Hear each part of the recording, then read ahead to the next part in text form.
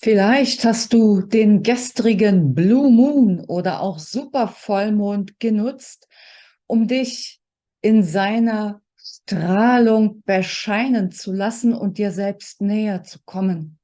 Was hat es mit diesem Ich bin auf sich? Wie kann es sich auswirken, um näher an das heranzukommen, was dich wirklich ausmacht? Immer mehr Menschen sprechen über den sogenannten Aufstieg und sind sich teilweise unschlüssig darüber, geht es nach 4D oder nach 5D? Und dann gibt es ganz andere, die der Meinung sind, alles möge so bleiben, wie es ist, weil es ihnen Angst macht, diese Veränderung und das, was da im Raum steht und doch jeder von uns irgendwie spüren kann. Nach meiner Erkenntnis, und die stützt sich ganz viel auf die Botschaften aus der geistigen Welt, die ich permanent erhalte, weil ich mehr oder weniger permanent on bin, gibt es nichts, aber auch gar nichts, wovor wir Angst haben müssten. Wir sind Schöpferwesen, wir sind Energie und wir sind verantwortlich und die, ja, ich sag mal, Dirigenten unseres Orchesters, das sich Leben nennt. Und wenn ich selbst verantwortlich bin, ja, dann habe ich es doch in der Hand.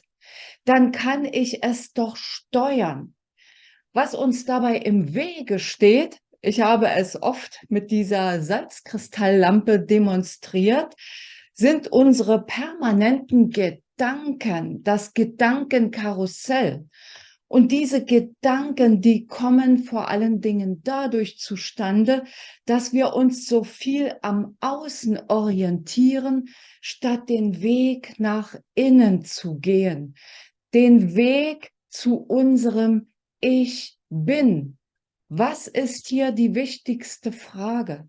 Die wichtigste Frage ist, wie bin ich als Seele und Mensch gemeint? Und dabei geht es nicht so sehr um eine äußere Aufgabe, die wir zu erfüllen hätten, sondern, und das habe ich auch in diversen Videos schon gesagt, darum, uns zu entfalten, so wie wir gemeint sind. Und vor unserem eigenen Entfaltungs- und Erwachensprozess brauchen wir doch wohl keine Angst zu haben, oder?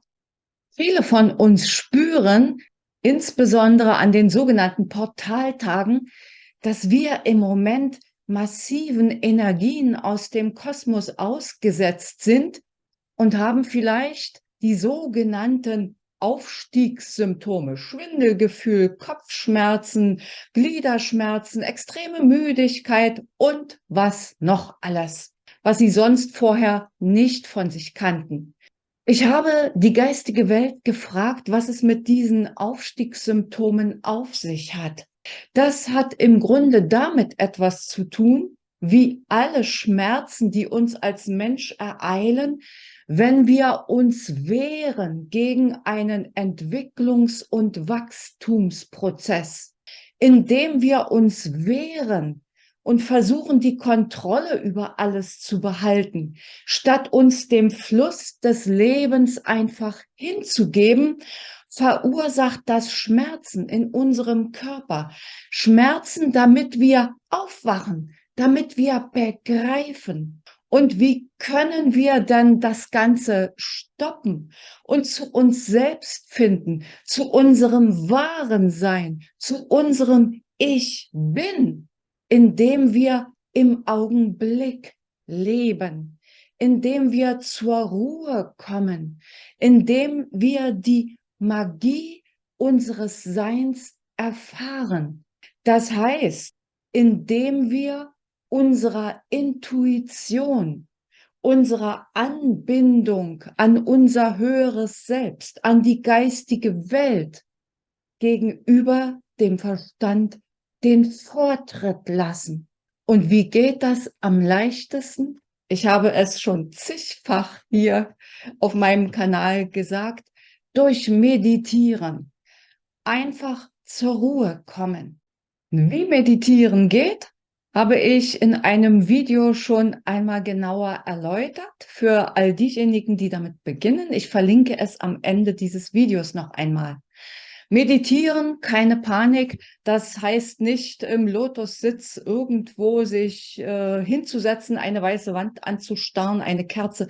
Meditieren geht so einfach. Tu etwas, was dich zur Ruhe bringt, was deinen Geist zur Ruhe bringt, was auch immer es für dich sein mag. Unser Herz ist permanent in Resonanz mit der geistigen Welt, mit dem höheren Selbst. Und so heißt dieser Spruch nicht von ungefähr. Folge deinem Herzen.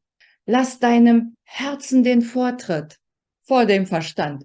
Der Verstand, der kann hilfreich sein, um das, was du dann erfährst mit deinem Herzen, auf welche Weise auch immer, mit deinem Ich bin, in Struktur zu bringen und Handlungen daraus abzuleiten. Dafür ist er gut, aber nicht, um die Herrschaft als King im Ring zu übernehmen. Ich hoffe, dieses Video inspiriert dich, zu deinem Ich bin, zu deinem wahren Selbst zu gelangen. Ich verabschiede mich an dieser Stelle, wünsche dir eine gute Zeit. Bis zum nächsten Video oder Podcast. Tschüss.